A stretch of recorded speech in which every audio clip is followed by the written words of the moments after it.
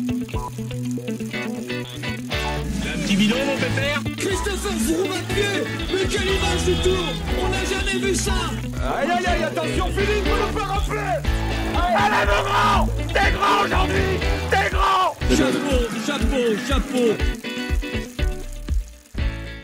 Bonjour à toutes et à tous et bienvenue dans Chasse Patate, le podcast du groupe Eto qui décrypte l'actualité cycliste. 4 secondes, c'est ce qui a séparé Katarzyna Niewiadoma et Demi Vollering à l'arrivée du Tour de France Femmes qui s'est terminé ce dimanche à l'Alpe d'Huez, au sommet à l'arrivée de ces 21 virages mythiques qui ont été mis à l'honneur de la grande boucle féminine cette année, avec donc du suspense, un Tour de France serré, 10 secondes si on élargit à la 3ème place, 10 secondes pour constituer le podium, avec Katarzyna Niewiadoma première, Demi Vollering deuxième, Poliana Royackers troisième, et on a également 3 Françaises dans le top 10 avec Evita Music, Cédrine Kerbaol et Juliette Labousse. Il s'est donc quand même passé pas mal de choses au cours de cette semaine, un Tour de France ramassé en 7 jours, 8 étapes.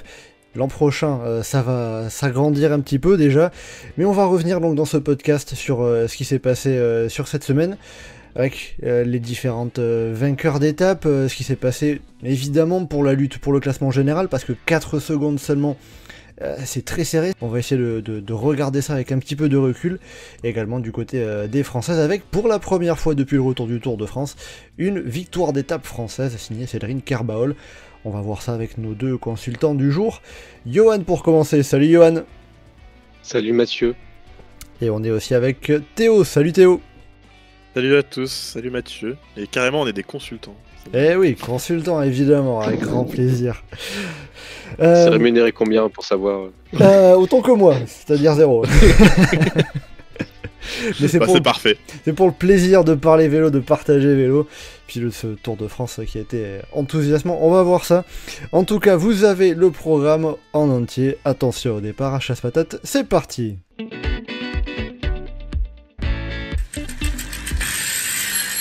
Alors, déjà question introductive, comment vous avez trouvé ce Tour de France qui s'est joué donc à quelques secondes, 4 secondes de retard pour Demi Vollering, 10 secondes de retard pour Poliana Royackers, un maillot jaune qui s'est partagé entre Charlotte Kohl, Demi Vollering et Katarzyna Niewiadoma. Qu'est-ce que vous en avez pensé de ce Tour de France dans l'ensemble ?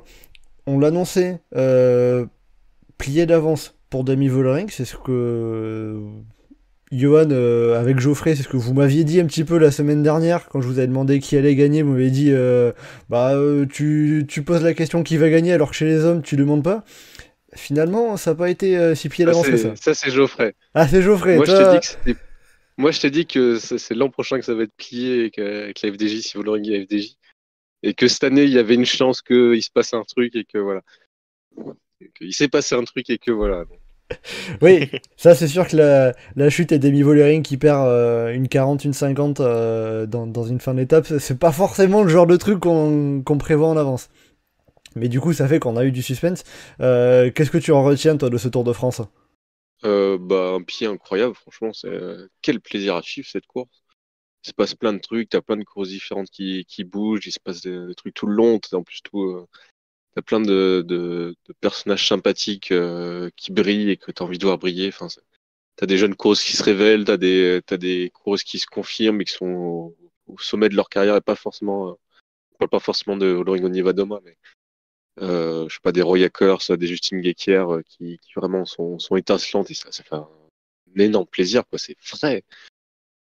Côté des Tours de France cadenassés par des grosses formations où il n'y a rien qui dépasse.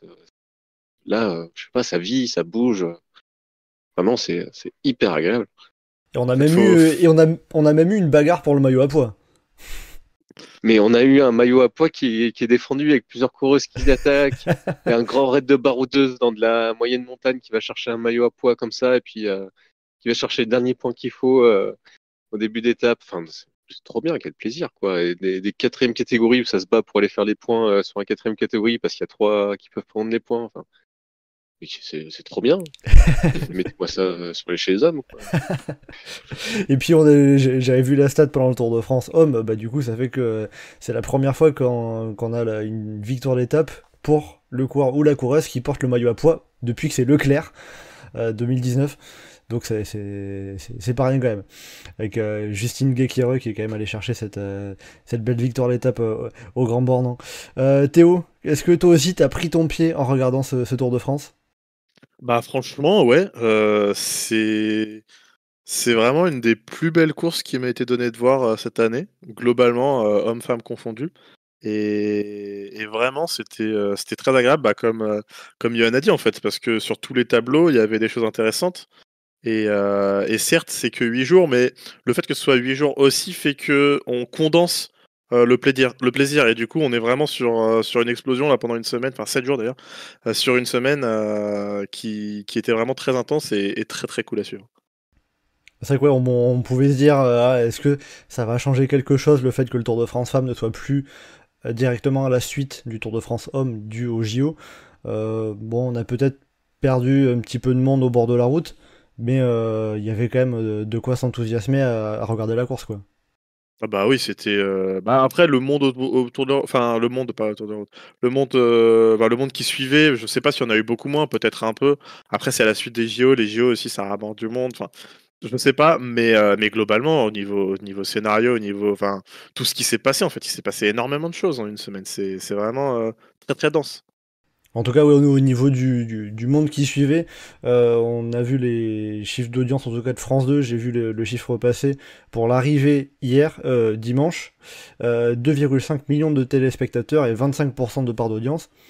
Donc, c'est pas n'importe quoi. Pas du tout négligeable, non. C'est des super audiences. Ça fait des bons chiffres, en tout cas, voilà. Mais, après, c'est vrai que j'avais vu notamment par rapport à l'Alpe d'Huez, le fait que l'arrivée était à quasiment 19h pouvait rebuter certains. Oui, puis aussi du côté, si t'arrives du côté grenoblois, du coup ça coupe la route beaucoup plus tôt et c'est compliqué de monter après. Ok. Ah oui, après, c'est vrai que voilà. Il y a ça, le fait que si c'est à 19h, que tu viens de Grenoble, que les coureuses, que la route est libérée à les 19h30, ça fait un petit peu. C'est un peu plus compliqué de revenir à temps, d'être un peu plus tranquille. Mais bon, en tout cas, ça nous a fait quand même de sacrées choses. Et puis, ça fait quand même aussi le côté sympa de voir que, bon, l'Alpe d'Huez, il n'y a pas forcément des couillons, parce que au moment de l'Alpe d'Huez, bah, c'était au Tour d'Espagne que t'avais les couillons qui couraient à côté des coureurs et qui les renversaient. Et si on a vu un couillon en sac à dos avec la tente sur le dos courir à côté de Nivadoma là. C'est vrai. Mais bon, lui on lui permet, ça va. On dit, ok, bon, Tyler Finney, le compagnon de Katarzyna Niewiadoma, bon, allez, toi tu as le droit, ok. Lui, il sait faire attention, ça va. Quelle note vous mettriez à ce Tour de France? C'est un peu la question que je pose régulièrement, qu'on se pose aussi sur le forum. Voilà, je sais que le Tour de France homme, on était sur du 6, 7 sur le forum. Vous étiez un petit peu plus pessimiste. Là, qu'est-ce que vous diriez en note sur 10? J'imagine que ça va être une note plus haute, peut-être du 8, 9 sur 10? Ouais, moi j'aurais mis un 9, je pense. 8,5, 9. C'était vraiment, vraiment trop cool. Donc, c'est difficile de mettre en dessous de 8 pour moi. C'est pour ça je mets 9. Je vais mettre 9 parce que globalement, j'ai vraiment apprécié. Johan? Je mettrais 8,5. Qui n'est pas forcément l'appréciation que j'ai eue de la course, mais où en tout cas il y a eu quand même des petits moments, je trouve, avant d'arriver sur la dernière étape où ça stagnait un petit peu, ça se tenait pas autant que ça pourrait pu, parce qu'il y avait la dernière étape forcément qui cannibalisait un petit peu ce que les coureurs devaient faire. Donc, il y a un petit moment de creux vers la fin qui est un peu dommage, mais en même temps c'est le moment où Kerbal gagne de super manière, où t'as Guéquir qui fait des super échappées, où ça s'attaque quand même. Donc, oui, c'est ça. En fait, c'était plus décevant sur le général, mais tout ce qui était annexe, enfin l'étape, le maillot à pois, ça se jouait. Et du coup, ça rendait, je trouvais, les étapes en fait, pas du tout ennuyantes en fait, parce que du coup, il se passait quand même plein de choses, même si pour le général, ça bougeait pas. Et puis après aussi le fait de voir le Tour de France Femmes qui va en haute montagne. Alors on a vu l'année dernière l'arrivée au col du Tourmalet, mais il y avait que le Tourmalet. Là, on a une étape qui fait col du Glandon puis Alpe d'Huez. C'est-à-dire que, bon, ok, les femmes aussi ont le droit d'avoir des étapes comme ça. Avec des bornes, quoi. Genre 150 bornes, c'est plus long que les étapes des mecs, quoi. Oui, c'est vrai. C'est vrai que oui, ils ont eu la chance d'avoir des distances convenables. Et puis c'est de se dire qu'on a envie de revoir des étapes comme ça, des profils comme ça à l'avenir sur le Tour de France, quoi. Et pas que sur le Tour de France aussi. Surtout qu'il y avait eu le côté, par exemple, typiquement avec Van Vleuten, le fait de si tu mets une étape de montagne trop dure, t'as une course qui part de loin, et tout ça explose, et puis il se passe plus rien. Là, le fait que ça parte quand même de à plus de 50 bornes de l'arrivée, mais qu'au final ça joue à pas grand chose sur le général et que ça se tient entre les 5 meilleurs en 1 minute 30, ça te dit que ouais, t'as quand même envie de mettre des grosses étapes de montagne parce que ça peut donner aussi des super scénarios. C'est pas juste une course qui va partir toute seule et tout le monde a son rythme sans que ce soit intéressant, quoi. Ouais, ça permet de montrer, si on a encore un peu trop l'œil du cyclisme masculin, que la montagne peut être intéressante, quoi. Non, mais que pour les femmes, c'est pas que le côté, faut pas que ce soit trop dur parce que sinon on va y avoir des écarts et c'est pas intéressant, quoi. Mhm. Que ça peut être intéressant.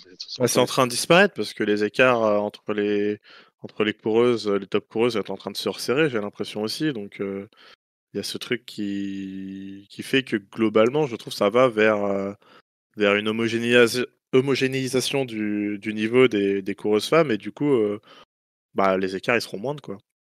Après, c'est forcément oui, en leur proposant des étapes comme ça. Ah bah oui, de plus en il plus, faut les monter, bien voilà, sûr. que petit à petit, ça va commencer à s'homogénéiser, évidemment. C'est pas si tu en proposes une étape de montagne tous les 10 ans, là, ça va être plus compliqué, forcément. On va rentrer dans le vif du sujet et du classement général, justement, qui s'est joué à quelques secondes près. 4 secondes seulement séparent la vainqueur de ce Tour de France, Katarzyna Niewiadoma, de sa dauphine, Demi Vollering, qui était la vainqueur sortante également, qui avait pris le maillot jaune. Demi Vollering au contre-la-montre qu'elle avait remporté à Rotterdam le deuxième jour, sur la 3e étape. Elle avait un petit peu assuré le lendemain sur l'étape de Liège. Et puis patatras, grosse chute. En tout cas, chute dans le final de la 5e étape vers Amnéville. Elle perd 1,47 précisément. Si on rajoute les 6 secondes de Katarzyna Niewiadoma, ça fait 1,53 reprise par la polonaise à Demi Vollering sur cette étape-là. Et Niewiadoma qui endosse le maillot jaune et qui le mène jusqu'au bout pour 4 secondes. Qu'est-ce qu'on peut dire au final de la façon dont s'est jouée la victoire et de ce qu'on va retenir peut-être? Est-ce que c'est plus Niewiadoma qui est allé gagner ce Tour de France ou Vollering qui l'a perdu sur sa chute plus précisément, parce que forcément quand on perd 1,50 c'est ce qu'on va retenir le plus. Qu'est-ce qui est le plus frappant, le plus marquant pour vous? Niewiadoma qui va gagner le Tour ou Vollering qui le perd sur sa chute? J'ai l'impression qu'il y a tes deux formulations induisent deux réponses différentes parce que en gros moi malgré tout c'était Vollering qui était en jaune, c'était la favorite, donc c'est sûr que je trouve que elle a perdu vraiment, c'est elle qui a perdu ce Tour de France avec cette chute et en même temps la SD Works après qui ne vient pas l'aider. Enfin globalement toute cette étape là est la cause de la défaite de Vollering, mais ce que je veux retenir c'est également la victoire et c'est peut-être surtout la victoire de Niewiadoma sur le Tour. Donc c'est pour ça que je dis ça induit deux trucs différents. C'est selon la façon dont la question est posée, ça peut induire deux réponses différentes. Oui, donc t'as envie de répondre les deux, quoi. Bah oui, parce que faut pas. Enfin, par le fait de course, c'est sûr que c'est le fait de course le plus important, ça reste cette chute. Mais pour autant, c'est pas comme si elle avait volé sa victoire, quoi, Niewiadoma. Donc voilà, je dis les deux, je la joue comme ça. Johan, est-ce que toi t'arrives à faire un choix entre ces deux propositions ou tu es comme Théo à dire que c'est forcément les deux et un peu des deux, quoi? Non, mais c'est forcément les deux, parce qu'en fait, les deux s'imbriquent très bien dans le narratif commun, en fait. Niewiadoma, c'est la coureuse ultra régulière qui gagne jamais, ou ça veut jamais le faire, ou ça marche jamais, il n'y a jamais l'espace pour qu'elle aille gagner. De temps en temps, t'as un Amstel ou une flèche qui tombe, mais c'est rare. C'est vrai que ça fait 5 ans qu'elle n'avait pas gagné, en plus, avant cette saison. Oui, ouais. Et là, qu'elle gagne la flèche, et puis maintenant le général du Tour de France. Voilà, là, c'est le côté où jamais ça veut le faire, elle tombe toujours sur un truc, il y a un truc qui se passe toujours pas bien, et là tout se passe bien. Elle a le petit coup de pouce qu'il faut, mais elle se bat, il y a toute la rage, toute la volonté et tout. Ça marche très très bien dans le narratif. Et ça marche si tu considères que Vollering a perdu à cause de la chute. Donc c'est dur de dissocier les deux. Ça serait une coureuse, ça serait Roy Akers qui aurait gagné le Tour. On retiendrait que la chute de Vollering. Volleyers aurait pu être aussi bonne qu'elle l'a été. Si c'est elle qui avait gagné le tour, on aurait retenu la chute de Vollering et on aurait dit ah oui, c'est à cause de la chute qu'elle n'a pas gagné, tout ça. Comme c'est Niewiadoma et qu'il y a un énorme amour du public pour Niewiadoma et qu'il y a tout un narratif qui l'accompagne, on retient forcément les deux. Donc on va retenir la victoire de Niewiadoma aussi à son propre crédit et pas seulement la chute de Vollering. Oui, et que Niewiadoma, c'est aussi une coureuse qui est installée depuis plusieurs années, qui est parmi les meilleures mondiales, qui a enchaîné 2 podiums sur les 2 précédents Tours de France. Donc on a l'habitude de l'avoir aussi. De toute façon, Niewiadoma, son existence dans le top du peloton, ça date de l'époque de la Rabobank où tu avais le trio Niewiadoma, Ferrand-Prévot et Marine Vos qui faisaient des top 3 sur les Giro, quoi, tu vois. Donc c'est forcément cette deux-là et elle reste, quoi. C'est une figure essentielle du cyclisme aujourd'hui. C'est avec Kopecky, avec Longo Borghini, c'est vraiment les énormes cadors, c'est qu'elles sont là, elles marquent, quoi. Ouais, forcément. Et c'est vrai que du coup, ça permet de dire que quoi qu'il arrive, c'est une victoire qui est quand même méritée pour Niewiadoma, aussi bien pour sa carrière dans l'ensemble que son niveau, ce qu'elle a pu montrer sur l'ensemble de cette semaine aussi. C'est amplement mérité, elle a quand même largement tenu la course. Une fois qu'elle était maillot jaune, elle a su mettre maillot jaune. Elle savait qu'il n'y avait pas forcément assez d'écart avec Vollering, elle a attaqué quand même, elle a quand même essayé de faire les choses. Donc forcément que tu peux pas dire qu'elle était invisible et que sa victoire ça sort de nulle part et que voilà. Donc t'arrives pas à lui retirer sa victoire parce que tu sens que la victoire elle est méritée et que c'est quand même une immense coureuse et qu'il n'y a rien de déshonorant qu'une fille qui fait 2 fois podium du Tour arrive à gagner le Tour l'année d'après. Oui, il y a limite presque une forme de logique que ça soit si tu as la vainqueur sortante qui a un petit pépin, c'est celle qui était sur le podium l'année dernière qui vient récupérer la place et qui a aussi su la défendre parce que tu dis que voilà, elle a attaqué, elle s'est montrée, oui, sur l'étape de samedi au Grand Bornand, elle a tenté quelque chose, elle a roulé, même s'il y avait Vollering dans sa roue, elle a roulé parce que c'était à se dire, bon, il faut que aussi déjà je m'assure de prendre du large par rapport aux autres poursuivantes. Oui, et puis tu as aussi, par rapport par exemple au Tour de France de l'an dernier, celle qui a mis en danger Vollering l'an dernier, c'est Niewiadoma qui part dans naissance de l'Aspin et qui retrouve toute seule en tête en Tourmalet et puis derrière SD Works qui est obligé de charbonner pour aller la reprendre. Donc il y a une continuité des courses précédentes qui fait que ça choque pas et en tout cas ça reste dans une certaine logique. C'est vrai que justement, on a eu ce doute aussi quand même par rapport à la victoire quand on a vu Vollering attaquer sur le sommet du Glandon, Roy Akers qui a suivi la leader de SD Works, mais Niewiadoma n'a pas suivi. Comment est-ce que ça peut s'expliquer? Est-ce que c'est quoi, elle avait pas forcément confiance en elle, ou c'était un peu limite, ou se dire bon, je vais assumer je vais faire mon rythme et puis on verra bien. Je pense qu'elle avait quand même pas les jambes pour suivre sur le moment parce que l'attaque était quand même assez violente en plus dans un endroit très pentu.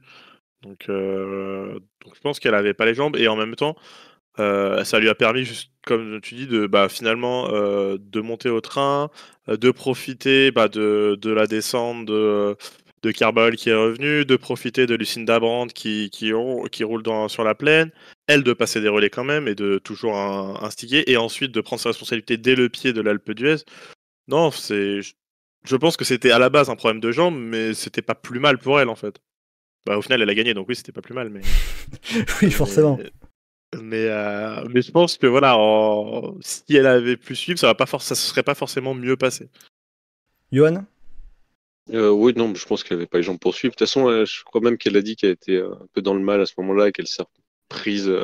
En tout cas, que ses jambes sont revenues vers le milieu de l'Alpe d'Huez et que ça allait mieux à ce moment-là. Mais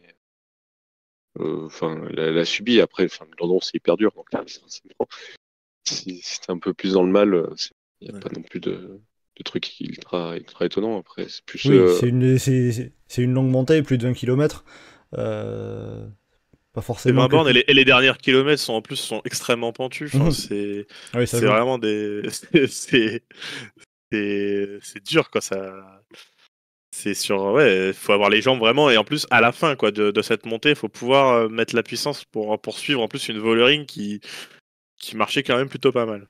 Et tout en sachant qu'il reste encore une descente qui comporte 2-3 petites remontées, la vallée, puis l'Alpe d'Huez derrière, donc faut pas se mettre minable et garder des forces derrière. Même si Niewiadoma, elle a eu aussi la chance entre guillemets, à ce moment de course, de se retrouver avec des coureuses qui avaient intérêt à rouler, et aussi notamment Gaia Galini qui avait Lucinda Brandt avec elle, donc ça a pu permettre qu'elle ne se retrouve pas toute seule pour la descente, pour la vallée. Ça a joué aussi d'une certaine manière. Après, tu peux refaire l'histoire et te dire que, par exemple, Nel Bradbury aurait pu être en forme et accompagner Eva Doma dans le col et rouler dans la vallée, et que Elise Chabet, s'il n'avait pas dû abandonner ou pas prendre le départ, je sais plus. Elle aurait pu faire la même que Brand. Ouais, elle aurait pu faire la même que Brand et passer le col et rouler dans la vallée. Donc, oui, il y a des circonstances, mais il n'y a pas tout qui allait dans son sens non plus sur ce Tour de France. Non, elle était vite esselée quand même, globalement. Après, c'est un classique d'avoir se retrouver dans un groupe et d'avoir des gens qui ont d'autres intérêts, qui vont rouler qui vont t'aider à rouler. Donc, c'est pas non plus ultra surprenant. Après, il y a un côté forcément où tout va dans son sens et où le Vollering c'est un peu compliqué, les choses vont pas dans son sens. Mais oui, après forcément les choses ont plus tourné dans le sens de Katarzyna Niewiadoma que dans le sens de Demi Vollering, qui elle était seulement avec Paulina Rojakors dans le final. Mais on peut quand même aussi dire que Niewiadoma, il y a un côté où faut pas se dire tout d'un coup j'ai perdu le Tour de France, c'est fini, et savoir ne pas débrancher mentalement et garder un peu l'espoir, ce qu'elle a su faire, parce que même à un moment dans l'Alpe d'Huez, au pied, elle est maillot jaune virtuel, au milieu, elle ne l'est plus, et à l'arrivée, c'est elle qui est maillot jaune. Et puis Niewiadoma, il y a un côté roule toujours aussi qui fait que les autres coureuses vont être moins réticentes aussi à rouler avec elle, parce qu'elle se dit qu'elle va venir prendre des relèves, venir aider, elle va pas nous la faire à l'envers. Donc, c'est ça, et puis en plus de base elle abandonne jamais quoi. Donc il fallait cette force, mais en fait cette force elle l'avait déjà globalement. La force mentale, franchement, Niewiadoma ça va quoi. Genre elle est toujours là à se relever de déception, déception après déception. Elle y va et elle retourne au casse-pipe quoi. Donc oui, elle a l'expérience quoi de ça. Je trouve que voilà, elle a cette résilience qui fait un peu, qui la rend sympathique justement auprès de beaucoup de gens en fait. Que ce soit je pense, d'autres coureuses et également du public. Ouais, mais c'est vrai que oui, justement, même par rapport à ça, de ce qu'on pouvait en voir à la télé, la différence entre Niewiadoma et de l'autre côté Vollering, qui avait l'air d'être un peu plus énervé auprès de Paulina Rojakors, on sent que c'est pas les mêmes ambiances quoi sur le vélo.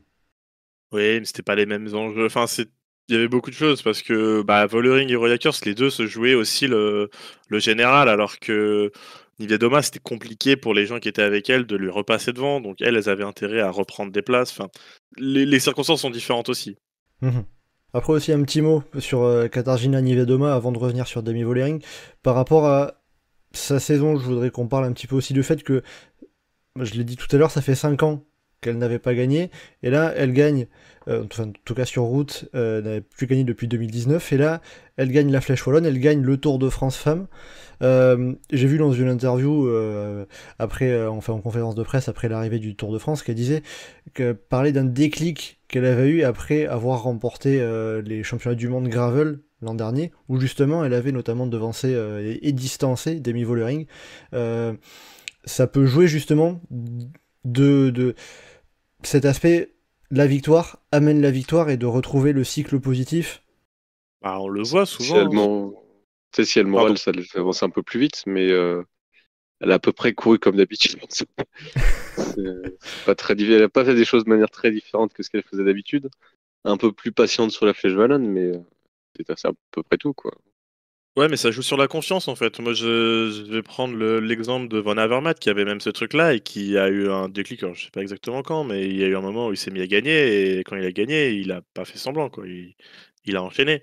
Ouais. Et alors que c'était un coureur qui était toujours placé tout le temps.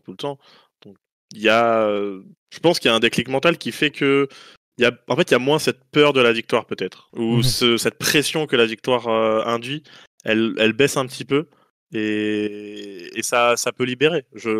Ça m'étonnerait pas que ça ait joué même, pas forcément au niveau des jambes, mais globalement sur la façon de courir un peu plus relâchée, des petits trucs en fait, mais qui au final font des différences. Oui, parce que Si Johan dit qu'il y a une façon de courir qui est pas forcément différente, qu'elle est peut-être à peu près au même niveau que l'an dernier, les saisons passées, c'est entre guillemets mentalement que ça a changé par rapport à avant, quoi. Bah, je pense, oui, à minima mentalement. Et même peut-être sur 2-3. Je sais, juste en fait, même si ça s'est pas vu par la façon de courir, peut-être juste être plus calme, prendre des décisions un peu moins hâtives, des petits trucs. Ça peut jouer à 2 secondes, mais ça peut faire ça. Ça peut être ça. Hein. Là, on est sur du spéculatif. Hein. Pour revenir sur Demi Vollering qui donc a perdu le Tour de France pour 4 secondes, bon, ça risque peut-être de lui faire un petit peu l'effet Laurent Fignon, parce que là c'est encore plus proche à 4 secondes seulement. Ces 4 secondes, on peut dire dans un sens qu'on peut les trouver limite n'importe où, parce que sur une semaine de course, 4 secondes c'est vraiment pas grand-chose. C'est le sprint face à Puck Peters par exemple. Hein. Oui, par exemple. Si elle gagne à Liège, voilà. Par exemple, puisque tu lui rajoutes de la première place, bah, ça fait à égalité le temps, et là ça se joue au 10e du contre-la-montre ou je sais pas quoi, et là ça aurait été encore plus, encore plus compliqué, mais s'il y avait peut-être un truc à regarder, à mettre en avant, est-ce que ça serait pas peut-être au niveau de son équipe avec la SD Works qui tournait peut-être moins bien que par le passé? Alors, déjà, la SD Works, elle se ramène, elle a une équipière pour la montagne. Kiniam Fisher Black. Tout le reste, t'as Bredevol qui est un peu sa pote et qui va un peu l'aider un petit peu partout, mais tous les autres, elles sont là pour. Enfin, Blancavas, apparemment, elle s'entend bien avec elle, mais globalement, l'équipe est le plus là pour Vibes que pour Vollering déjà au départ, donc ça part mal. Quand elle chute, ses coéquipières la regardent, font ouais, non, je vais quand même continuer. Ah non, mais mon oreillette, elle marche pas, j'ai pas entendu. Par contre, ce qui est très possible, c'est que leur voiture, ça n'avait pas demandé de l'attendre non plus. Hein. Oui, que la cohésion était pas idéale, mais depuis le poste de directeur sportif aussi, quoi. C'est assez marrant en ce moment là sur les réseaux sociaux, ça fait plein de petits photomontages avec Van der Breggen en espèce de Machiavel là, qui est tout fait pour saboter Vollering par rapport à l'an prochain. Oui, parce qu'on va rappeler que Anna Van der Breggen va revenir dans les pelotons l'an prochain et Demi Vollering, elle, va quitter l'équipe très certainement pour FDJ Suez, mais rien n'est officiel encore. Mais oui, mais globalement, ça fait depuis le début de l'année où Vollering n'est pas soutenue par son équipe, elle doit se débrouiller toute seule, fait tout toute seule de son côté. Alors que même elle, des fois, elle fait vraiment l'équipière, que ce soit pour Vivek, que ce soit pour Kopecky, sans trop se poser de questions. Mais avec son équipe, elle lui fait bah, débrouille-toi, nos trucs à nous, on a Kopecky, elle est là pour l'an prochain, toi, bah, tu gagnes des courses si tu veux, c'est tant mieux. Mais en tout cas, qu'elle n'a pas de soutien particulier. Et le Tour de France, c'est une très bonne incarnation de ça. Et c'est bien, c'est un côté un peu iconique. Ça retiendra par un événement spécifique, donc ça restera un peu mythique dans le déroulé. Mais c'est quand même assez triste. Et puis ça lui fait aussi une deuxième défaite pour pas grand chose après la Vuelta l'an dernier sur une post-pipi. Ouais, mais moi, honnêtement, je suis très content de sa défaite. Que j'ai qu'une hâte, c'est voir l'an prochain Vollering en mode énervé qui va vouloir détruire Van der Breggen. Qui va dire à la musique et la bouse tous les jours, vous faites tout péter dans tous les sens. Je vais envoyer. Ah, puis La oui, grand-mère, là, je vais envoyer à la retraite. Là. Puis oui, l'an prochain, avec la bourse, avec musique, il y aura du soutien en montagne hein, pour Vollering. Chez FDJ. Il y aura du soutien en montagne, il y aura du soutien en plaine, il y aura du soutien partout. Quoi, donc, parce que même on a vu après cette semaine, autour de musique, FDJ était très bien rodé, notamment sur la deuxième étape où ils ont très bien géré le coup. Tu mets en plus de ça Vollering qui est quand même beaucoup plus à l'aise que musique sur la plaine, sur tous les terrains. Là, tu peux commencer à t'amuser, quoi. Tu fais attaquer des courses de partout, tu fais péter dès qu'il y a moins de petites bosses, tu pourras jouer. Hein. T'envoies musique à l'attaque partout, t'envoies la bouse faire des coups de la montre toute seule à 50 bornes. Tu te mets dans les roues, après tu fais allez-y. Il y a de quoi faire. Et puis même la Canyon Stram, même si Nivea Doma a été forcément esselé assez vite dans le glandon, parce que Nivea Bradbury était pas au niveau auquel on pouvait l'attendre.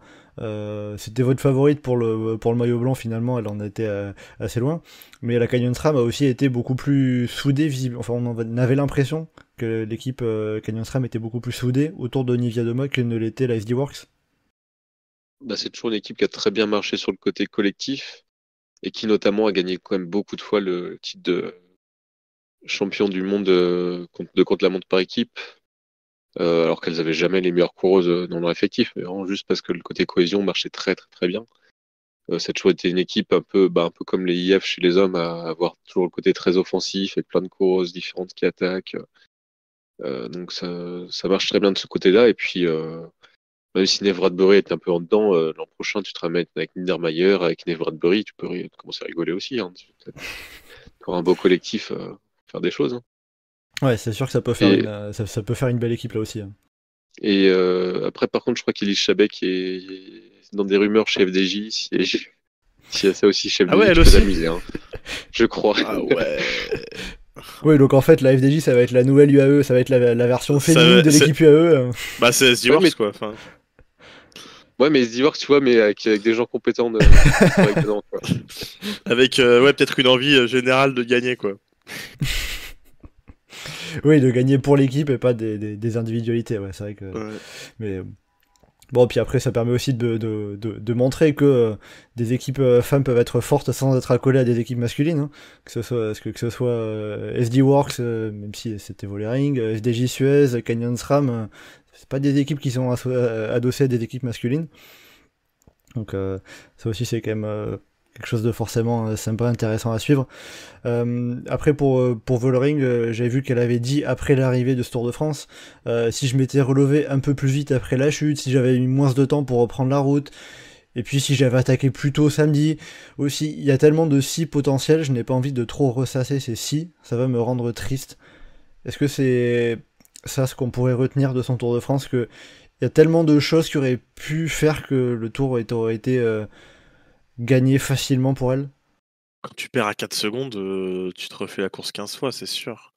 C'est évident. Et là, c'est bien qu'elle essaye de ne pas y penser non-stop, parce que c'est sûr qu'elle va y penser, parce que 4 secondes, surtout dans le cas où il y a une chute, ça se reprend. Et dans le cas où tu es probablement la meilleure en montagne et tout, t'es la meilleure en montagne. Tu peux voir, quasiment sur chaque étape, elle aurait pu presque les reprendre, quoi, ces 4 secondes. Du coup, faut pas, comme elle dit, faut pas qu'elle y pense. C'est fait. Maintenant, on passe à autre chose, quoi. Après, c'est un peu ce qu'on disait aussi avant l'enregistrement. Si on s'amuse à faire avec des si, Roy Akers, si elle saute pas dans la petite côte après la Roche au Faucon, elle gagne le Tour de France.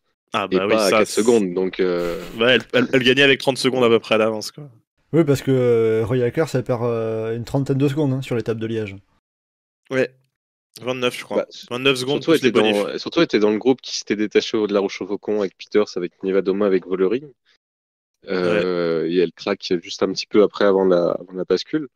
Si à ce moment-là, elle craque pas, Elle craque à 300 mètres en plus, je crois. Hein. Vraiment, 300 400 mètres. Et là, elle aurait gagné. Enfin, si le reste, ça serait passé pareil, mais on sait pas. Pareil. Oui, et puis au final, de la voir tenir la roue de Demi Vollering dans le Glandon, dans l'Alpe d'Huez, ça montre qu'il y avait quand même un sacré niveau. Est-ce que de la voir finir comme ça, 3ème à 10 secondes de la victoire du Tour de France, on peut dire que Paulina Roy Akers, c'est la surprise de ce Tour de France? J'aurais une des surprises. Il y a eu plusieurs surprises globalement au Tour de France. On va dire sur le général, ça fait partie des surprises, ouais. Mais après, cette année, elle fait quand même une grosse saison. C'est pas non plus n'importe qui. C'est juste que c'est sûr que de base, au départ, je la voyais pas à 10 secondes de la victoire. Donc ça, c'est une surprise. Je suis d'accord. Johan, comment est-ce que tu analyses ça par rapport à ce qu'elle a pu faire, la néerlandaise, par le passé? je trouve ça compliqué parce qu'elle est quand même au-dessus de son niveau habituel. Ça donne quand même un peu l'impression qu'elle est au sommet de sa carrière, là, du coup. Et que là, c'est le top et que c'était peut-être l'occasion de sa vie. Je pense qu'elle est déjà hyper contente d'être sur le podium du Tour. Mais je sais pas, ça fait des années qu'on la voit grimper bien, être forte, sans jamais trop réussir à avoir des résultats qui suivent. Après, je sais pas si elle s'attendait à être aussi forte. Je pense que personne ne la voyait aussi forte non plus. Quand tu la voyais finir 4ème du Giro, par exemple, c'est déjà, tu te dis c'est très bien pour elle et c'est déjà son niveau. Après, la voir presque être la plus forte en montagne, ça surprend un petit peu. Après, c'est aussi l'impact du fait que t'as pas forcément des étapes comme ça très souvent et que c'est compliqué les repères avec les courses. Oui, voilà, c'est des profils qui n'ont pas forcément beaucoup l'occasion de se mettre en valeur, donc peut-être qu'il y a un côté où se dit bon bah il me faut ce genre d'étape là, moi j'en veux plus quoi. Après, c'est semi-surprenant parce que ça fait des années qu'on sent qu'elle est un peu en dessous de son potentiel et qu'elle a des trucs sous la pédale sur des grandes choses, mais je ne l'attendais pas à ce niveau-là non plus. Bon voilà, en tout cas, par rapport à ce qu'on pouvait dire pour le podium, on va parler évidemment quand même aussi de nos coureuses françaises qui sont, comme je l'avais dit en introduction, quand même 3 dans le top 10. C'est pas rien, on a Evita Music qui est 4ème du classement général, Cédrine Carbol qui est 6ème, et Juliette Labousse qui est 9ème. Et on a eu pour la première fois depuis le retour du Tour de France, femme, une victoire d'étape française avec Cédrine Carbol qui s'était imposée à Morteau en solitaire. Est-ce que ça permet de dire que c'est un Tour de France réussi pour nos coureuses françaises? Bah, c'est difficile de pas être satisfait, je trouve, quand même, globalement, de ce Tour de France. Il y a eu la victoire, il y a même la 2e place de Maëva Skiban, il y a les 3 top 10. Enfin, globalement, ça reste une super... Enfin, franchement, c'est difficile de pas être heureux pour... Enfin, de pas être satisfait quoi, du Tour des Françaises, au général. Johan, est-ce que c'est la victoire d'étape qu'on va retenir le plus, ou le fait qu'on en ait 3 dans le top 10, dont une 4ème?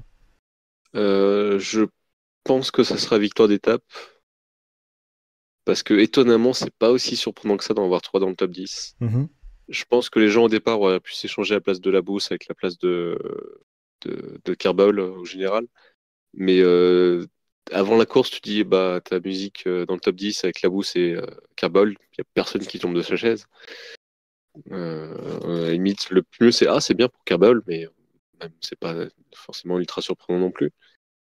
Donc c'est plus l'aboutissement du fait que ces coureuses-là ont un très bon niveau international et marchent très fort depuis le début de saison et qu'on les attendait à ce niveau-là. On est même presque déçus de pas en avoir sur le podium. Enfin, on est déçus d'ailleurs de pas en avoir sur le podium.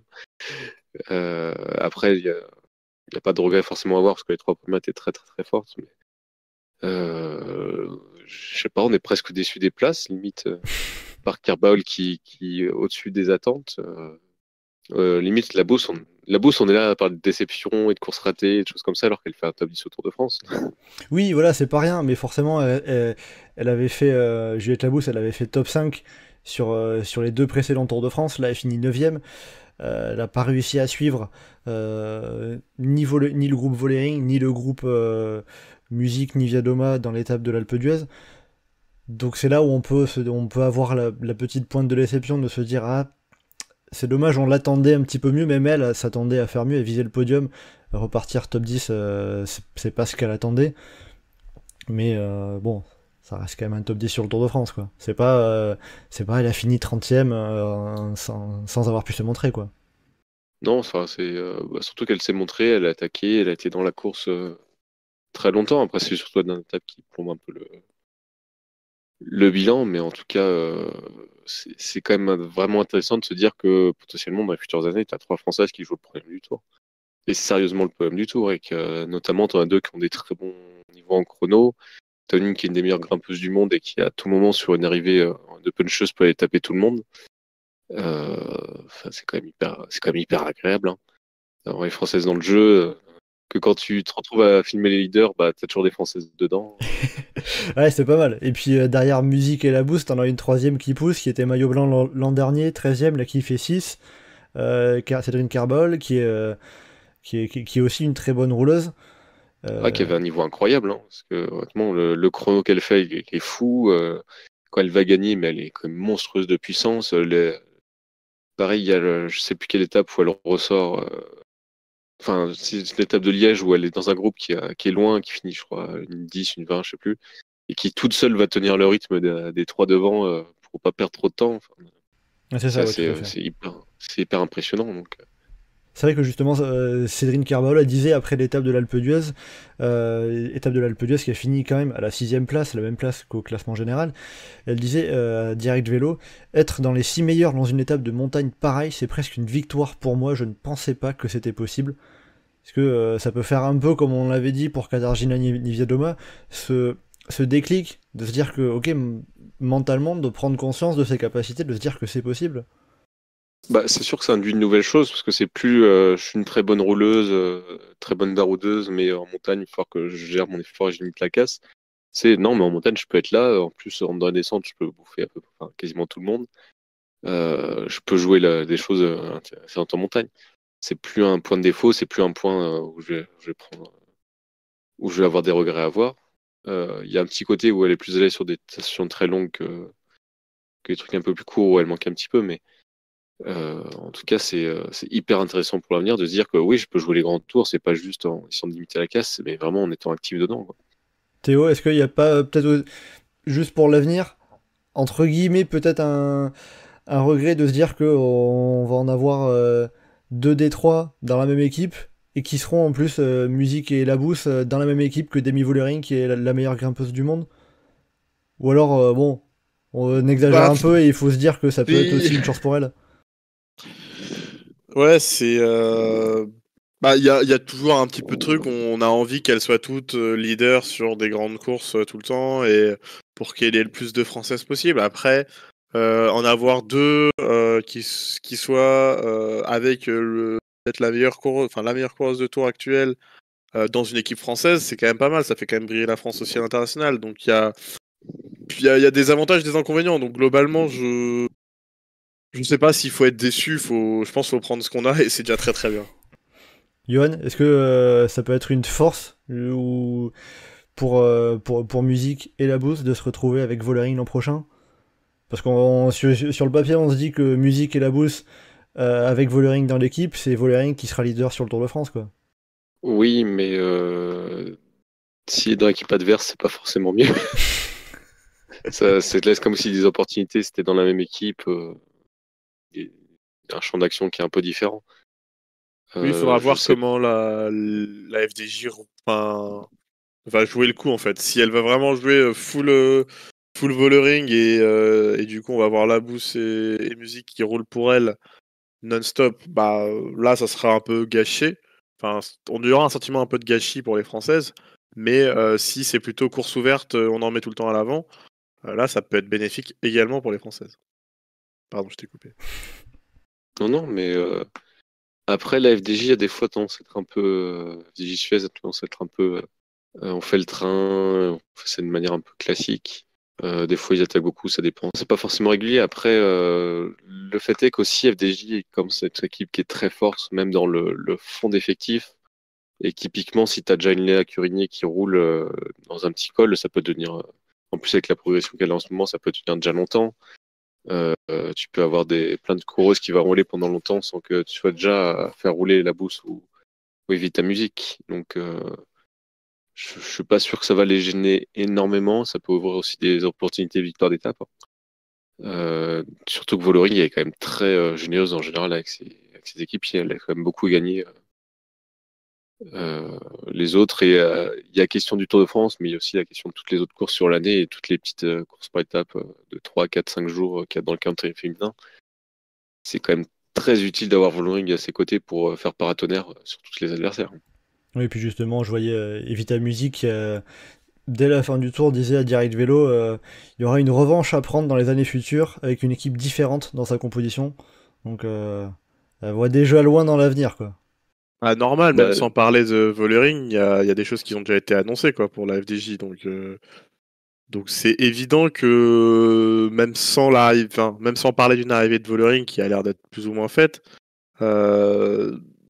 l'équipe FDJ sera différente. Il y aura encore plus de densité qu'actuellement, donc les armes seront pas les mêmes. Oui, sachant que justement Labous a signé pour la saison prochaine, Vollering est annoncé et Evita Music a prolongé jusqu'en 2027. Donc c'est aussi une certaine marque de confiance de l'équipe envers elle. Bah, en même temps, Evita Music, t'as envie de la prolonger, hein, parce que la saison qu'elle fait. Ah ouais. Ah, sacrément costaud. C'est sûr que là, la 4ème place sur le Tour de France, c'est pas un podium, mais ça vient aussi dans la suite de tout ce début de saison. Surtout qu'elle a donné l'impression d'être à son niveau, quoi. Tu te dis pas, elle a fait une super course, elle a fait des trucs incroyables, elle était au-dessus de son niveau. Non, c'était son niveau. Puis comme ça, à son niveau, Pépère, ça fait 4ème du Tour, quoi. Tout comme ça aurait fait podium de la Vuelta si elle ne prend pas une bordure. Ouais, donc c'est ça aussi Excellent. qui est, c'est ça aussi qui est bien, qui est encourageant pour l'avenir, de se dire tout ça, voilà, avec Evita Music, si Juliette Labou c'était à son niveau, c'est un niveau qui est top 5, elle ambitionnait le podium. On a Cédrine Carbaol qui arrive, qui fait 6ème, et puis bon, je vous avais parlé du courage à suivre, pourquoi pas, avec Marion Bunel qui vient faire 17ème, et qui fait quand même top 11 de la dernière étape de l'Alpe d'Huez.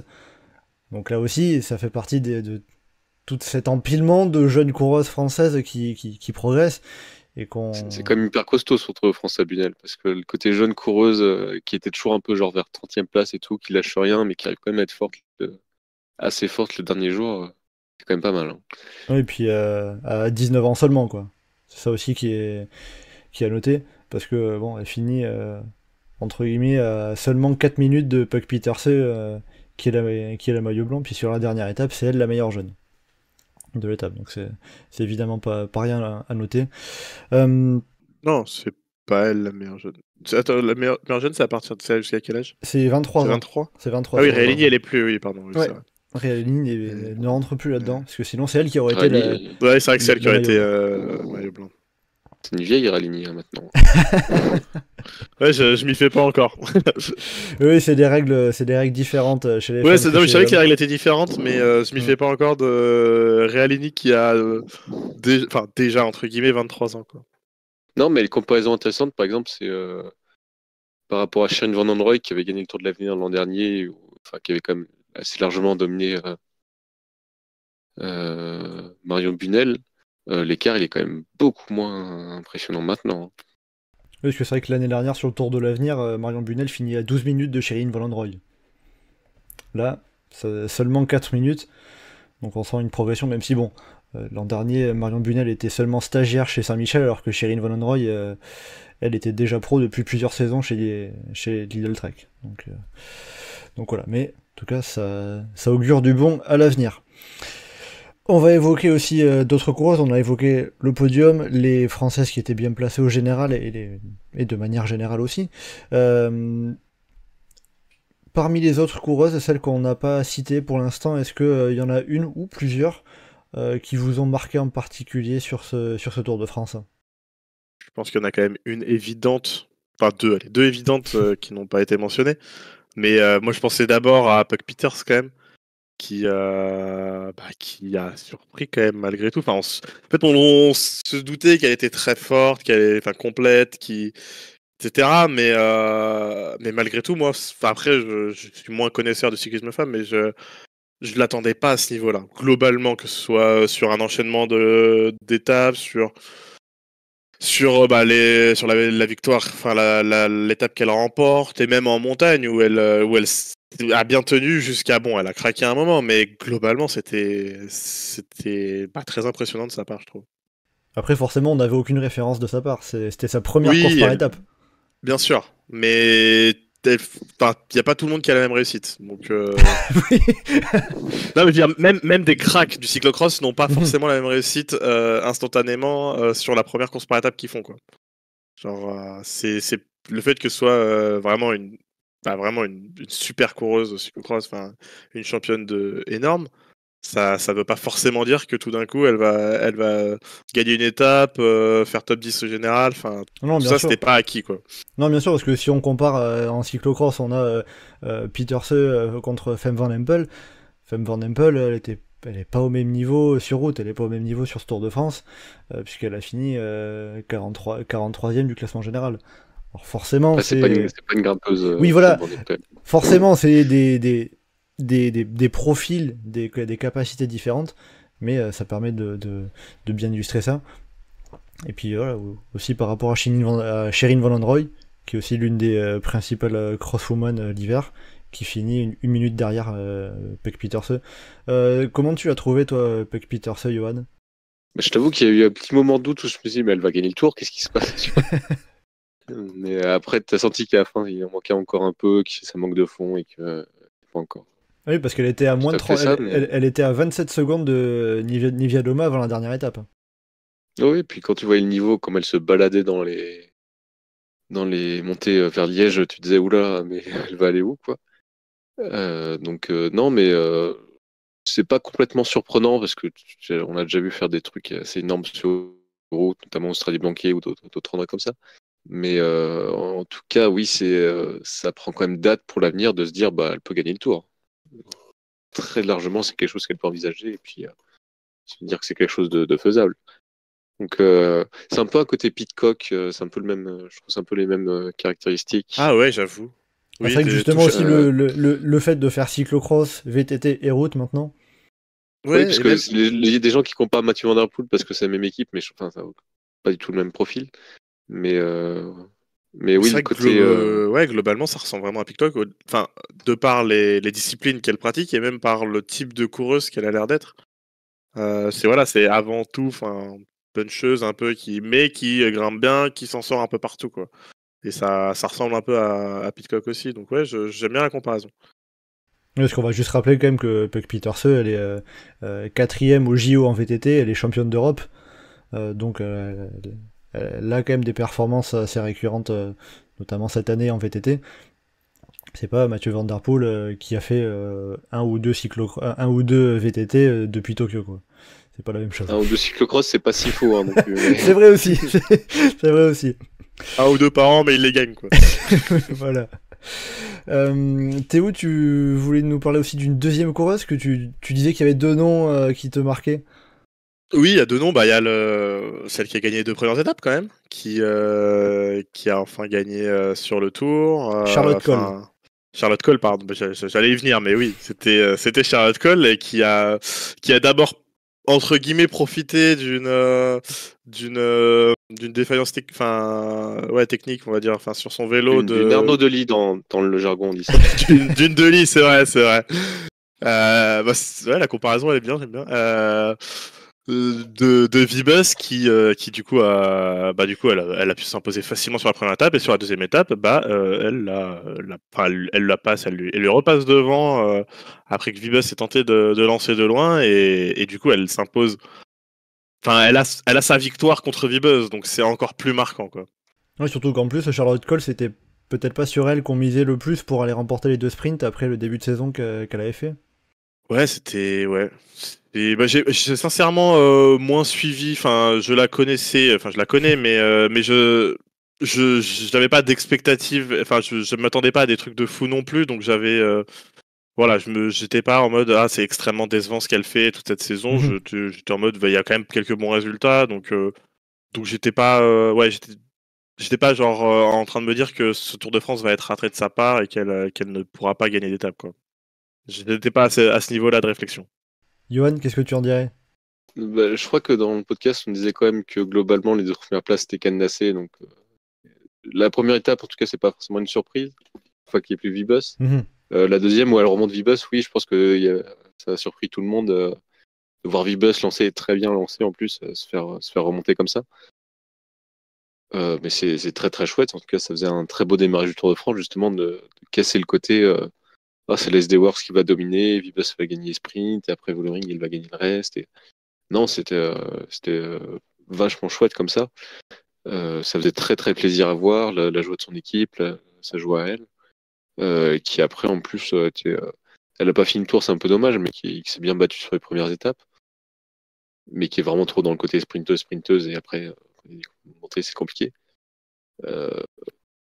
Et face à Vibus qui a peut-être trop travaillé les boss cette année un petit peu pour essayer de marcher au JO, pour essayer de marcher un petit peu partout et qui au final c'est l'impression que j'ai eu aussi. J'ai l'impression elle s'est vraiment améliorée sur tout ce qui était boss, etc. Et peut-être qu'elle a toujours sa pointe de vitesse, mais qu'elle la maintient peut-être un peu moins longtemps, et du coup le fait qu'elle soit partie je sais pas à combien, 250 mètres, 200 mètres, je sais plus, c'était peut-être elle a un peu moins résisté au lactate, je sais pas. C'est une possibilité. Et toi, Yann, est-ce que y a un autre nom, une autre coureuse qui t'a marqué particulièrement sur ce Tour de France ? Il y en a pas mal. Après, j'étais très content de la victoire de Blancabas, même si c'est un peu dans le contexte c'est un peu particulier. Il y a des coureuses qui, Henri Ecker, ça me fait très plaisir de la voir aussi forte. Justine Guéquer, c'est pas très surprenant, mais c'était vraiment intéressant d'avoir une coureuse spécifique sur le maillot à poids comme ça qui se bat pour ce maillot-là. Il y avait la coureuse de l'auto, attends, faut que je retrouve le nom. Talita de Jong. Sur la. Non, celle qui était échappée sur la deuxième étape, qui a fait un très beau raid solitaire, et je sais pas, c'était vraiment. Ah oui, je sais plus. Attends, faut que je le retrouve. Audrey de Kersmacher, qui a fait un très beau raid, les coureuses de Laboral qui ont fait un très beau Tour de France, bien offensif, les coureuses d'Arkea qui ont fait un Tour de France incroyable, alors que c'est une équipe de vraiment qui a l'air énormément sur le calendrier international en général. Mais là, d'avoir un moment de coureuse qui est dans la route Vollering et Roy Akers qui passe en tête du Glodon, ça, je pense que les DS, ils devaient être fous dans la voiture et dire mais qu'est-ce qui se passe, quoi. C'est sûr que Valentina Cavalar, c'est quand même la très bonne pioche d'Arkea BNB quand même. Je crois qu'elle vient de l'Aviron et ils la font venir sur les tests de données. Parce qu'il y a sa catégorie de poids en fait qui, du coup pour son histoire en fait, en gros il y a sa catégorie de poids qui disparaît des JO et du coup elle pourra pas les viser Los Angeles en fait en 2028. Donc elle se dit qu'est-ce que je fais, et puis je crois qu'elle allait voir une course, je sais plus quelle course, faut la retrouver dans ses interviews. Et elle a vu le public et tout, la foule, acclamer les gens en vélo, elle s'est dit ah mais j'ai trop envie de faire ça en fait. Donc non mais je crois que c'est ça l'histoire. Et puis l'aviron c'est tellement complet que tu peux te transformer en n'importe quel athlète après, donc. Je crois qu'elle faisait déjà du vélo avant et qu'apparemment en plus, elle était très très forte dans les bosses. Et que ses copains disaient bah la vache t'es costaud. Donc non mais c'est une bonne pioche. Je sais pas trop comment ils vont la garder, comment ils vont la gérer, parce que la gestion d'Arkea ces dernières années c'est un peu la catastrophe. Mais en tout cas c'est quand même plaisant d'avoir une équipe qui marche bien comme ça. Surtout à côté de Saint-Michel qui a été un petit peu décevant dans le même temps sur ce Tour de France, mais c'est pas très très grave. Mais en tout cas, il y a plein de petits à côté comme ça qui étaient vraiment chouettes à suivre sur ce tour. Oui, c'est sûr. Et puis, on peut aussi souligner, on y avait fait référence à la fin du podcast la semaine dernière, on peut souligner qu'il y a quand même une coureuse de Tashkent qui a réussi à finir ce Tour de France. Yanina Kuskova, 47ème. 47ème, ça va. Hein. Voilà, je pense qu'on peut dire qu'elle mériterait de pouvoir continuer la saison prochaine dans des équipes qui... pouvoir faire équipière par exemple dans des équipes qui seront au niveau de faire le Tour de France. Parce que l'an prochain, on aura une deuxième division, enfin on aura l'équivalent de la division Pro Team chez les femmes. J'ai assez peu de doute sur le fait que l'équipe Tashkent n'y candidatera pas. Donc visible probablement pas de participation pour l'équipe ouzbek l'an prochain au Tour de France. Mais il y a au moins une coureuse qui a réussi à finir le Tour de France et qui pourrait viser un petit peu plus haut que cette équipe-là, en tout cas. Bon voilà, en tout cas sur ce qu'on pouvait dire sur ce Tour de France femmes, il y avait évidemment pas mal de choses à dire. On a forcément oublié des choses, forcément, mais on fait un podcast d'une heure, on ne peut pas tout traiter évidemment. Voilà, en tout cas on a quand même pu parler de toutes les vainqueurs d'étapes, évidemment. Je vérifie. Voilà, on a bien parlé de toutes les vainqueurs d'étapes, ça c'est bon. Et puis, je n'oublie pas non plus le maillot vert qui revient à Marianne Vos, qu'il avait déjà emporté il y a 2 ans pour la première édition. Pas de victoire d'étape cette fois, mais elle repart quand même avec le maillot vert. Ça permet aussi de le souligner. C'est vrai qu'on a quand même pas parlé de Vos, alors qu'elle fait quand même un beau tour, mais bon, il n'y a pas de victoire, il n'y a qu'un maillot vert. Enfin, pour Vos, c'est presque décevant, quoi. À 37 ans, enfin, voilà, quoi. Elle aurait pu gagner le classement Intergiro. Ah oui, elle finit avec 170 points, 110 pour Lorena Wiebes, 99 pour Katarzyna Niewiadoma. Parce que je crois que Charles Cole, elle avait un moment genre 130 ou 140, je crois vers le début, ou comme ça. Elle avait 120 points après la 4ème étape. Ouais, c'est ça, elle a eu 120 points et après elle a arrêté de marquer des points. Mais Marianne Vos est passée devant Charlotte Cole avant que la sprinteuse de DSM n'abandonne. Elle n'a pas abandonné avec le maillot vert. Bon, mais voilà en tout cas sur ce qu'on pouvait dire sur ce Tour de France femmes. On va arriver vers la fin de ce podcast. On va quand même dire un petit mot du Tour d'Espagne masculin qui a démarré ce samedi, qui est parti du Portugal et qui va arriver, qui va arriver en Espagne ce mardi. Donc voilà, on va pas trop évoquer ce qui se passera sur cette 4e étape en fonction de quand vous allez écouter ce podcast, mais déjà on a eu les premières étapes qui ont été remportées par Brandon McNulty et pour le chrono inaugural, puis 2 sprints par Caden Groves et Wout van Aert. Et donc la question qu'on peut se poser, c'est qui va remporter cette Vuelta, ce Tour d'Espagne? Encore une fois très montagneux, encore une fois avec beaucoup de courses de côte, je les ai pas comptées sinon j'aurais eu un mal de crâne, mais quel serait votre pronostic, Johan, Théo, pour la victoire finale sur cette Vuelta? Qui veut se lancer? Moi, je peux parler. Je vais faire 2 pronostics. Je vais faire le choix du cœur pour Lennart Van Velt, évidemment. Mais parce que je crois à un potentiel top 5-10, au moins. Top 5, franchement, sincèrement, j'ai envie d'y croire. Il a l'air d'être en grande forme. Donc, il a fait top 10 du premier sprint, hein, d'ailleurs. Ouais, il allait le faire parce que il y avait un loto qui avait chuté, je crois, et du coup, il était là, il s'est dit bon, pourquoi pas. Top 5, ouais, top 5. Et top 5 de l'étape, ouais. Enfin 5e. Et sinon, pour le résultat final, allez, petit pari en tentant un Thymen Arensman. Ok. Enfin, gros pari. Ouais, gros pari, mais il en faut, sinon c'est pas chasse-patate, hein, évidemment. Ouais. Donc voilà, j'ai mis 2 paris, mais 2 coureurs que j'aime bien, donc c'est pour ça. Ok, Johan, bon du coup, Théo, t'as devancé sur le prono audacieux. Qu'est-ce que tu vas faire? Il va faire plus audacieux. Non. Michael Biscar. Je peux aller chercher les pronos audacieux si tu veux. Non, mais moi je pense que ça va être décevant et que tu auras une victoire d'un UAE, genre Adam Yates, quelque chose comme ça. Roglic, ça serait le favori logique, mais il est un peu cassé de partout. Ouais, il s'est juste cassé une dent qui s'était déjà cassée par le passé, donc bon. Oui, mais après, il y a le ressenti du Tour de France aussi. Non, je dirais Adam Yates. Ouais, c'était pas très intéressant. Si tu veux, je vais chercher un prono un peu débile. Hein. Mais franchement, je trouve qu'il n'y a pas de temps de vrai favori. Enfin, je sais pas, je trouve les Vuelta, ça fait un peu ouvert. J'aimerais bien victoire vraiment d'un coureur un peu random, genre un Peter Velits, un truc comme ça, tu vois. Oui, c'est vrai que là, pour le coup, c'est quand même assez ouvert, quoi, parce que même chez UAE, t'as Adam Yates, on peut citer Joe Almeida aussi. Il y a évidemment Primoz Roglic qui revient après ses 3 victoires 19, 20, 21. Pourquoi pas, on sait jamais, un Sepp Kuss qui retrouverait ses jambes de l'an dernier. Je sais plus moi qu'est-ce que je m'étais noté pour le pronostic sur le forum. Carlos Rodriguez aussi, on a Mikel Landa, on a ses supporters qui vont être contents. Henrik Mas, après, il y en a énormément, qui toujours réussit à se sublimer sur la Volta. Si, attends, comment il s'appelle l'autre de chez Bora là? Ah, Florian Lipovic. Lipovic. En vrai, ça serait dingue, mais ouais, ça serait marrant, j'aimerais bien. Comme ça, on chante la chanson pendant 3 semaines, tu vois. Oui, ça s'était amusé avec l'IA sur le forum pour ceux qui n'auraient pas la référence après le Tour de Suisse. Mais oui, en tout cas, il y a de quoi faire. Puis bon, c'est la Vuelta, on est forcément à un moment de la saison où les niveaux de forme peuvent être un petit peu plus disparates. C'est pas forcément une course que les coureurs visent prioritairement en début de saison. Donc on a un petit peu moins de références.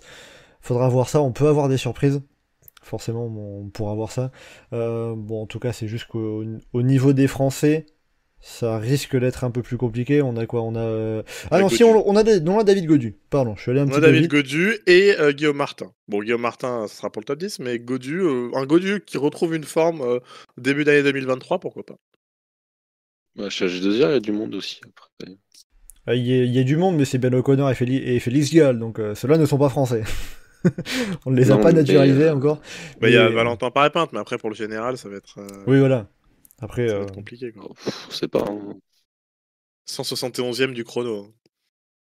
Ouais, il a pas l'air d'avoir fait vraiment à fond. Il a perdu le cours ou... Ouais. Oh, ça sera peut-être pour des étapes, que ce soit Victor Lafay, Bruno Armirail, Clément Berthet. Enfin, il y aura peut-être de quoi faire. Puis, quitte à citer pour les étapes... on a du Quentin Paché chez Groupama FDJ, on a du Brian Cocard chez Cofidis, donc il y a de quoi faire. Bon, on a aussi l'équipe Arkea BNB Hotel, mais là pour le coup ça risque peut-être d'être un petit peu plus compliqué pour eux. Emmené par Christian Rodriguez sur ce Tour d'Espagne, Ah, un petit Garnalec. Ah, si, Avec Thibaut Garnalec, Elie Gesbert, Simon Guglielmi et Mathis Lebert, parmi leurs 4 Français engagés au si, départ. je te fais un prono débile si tu veux. Allez, vas-y, on prend, je note. Clément Berthet, top 10 au général. Ah, c'est bien, un petit peu d'audace, on prend. Parfait, bon ben, je note ça, et puis on verra ça du coup au terme de cette Vuelta, au terme des 3 semaines. Bon voilà, on fera pas de live sur le Tour d'Espagne comme on en a fait sur le Tour d'Italie et le Tour de France. On va prendre un petit peu de repos, on va se reposer. Bon, de toute façon, le Tour d'Espagne ça permet de se reposer aussi, un petit peu forcément. Puis on reviendra dans 2 semaines pour faire un petit point intermédiaire quand même sur ce Tour d'Espagne, sur cette Vuelta. On verra dans 2 semaines qu'est-ce qui se sera passé. Tiens, est-ce que le maillot jaune qu'on aura lorsqu'on fera le prochain podcast sera le vainqueur final? La pronostic. Parce que là pour le coup, c'est vraiment à l'aveugle. Hein. Le maillot jaune c'est quoi la question de la Vuelta? Est-ce que le maillot rouge qu'on aura dans 2 semaines, quand on fera le prochain podcast, sera le vainqueur final de la Vuelta? Ah oui, là c'est vraiment, on est sur la divination. Ma réponse c'est non. Voilà. J'ai pas d'argument. Ça tombe bien parce que je pense pas qu'il y ait beaucoup d'arguments avancés quoi. Johan? Non, mais il n'y a pas une logique sur le parcours, donc c'est compliqué comme question.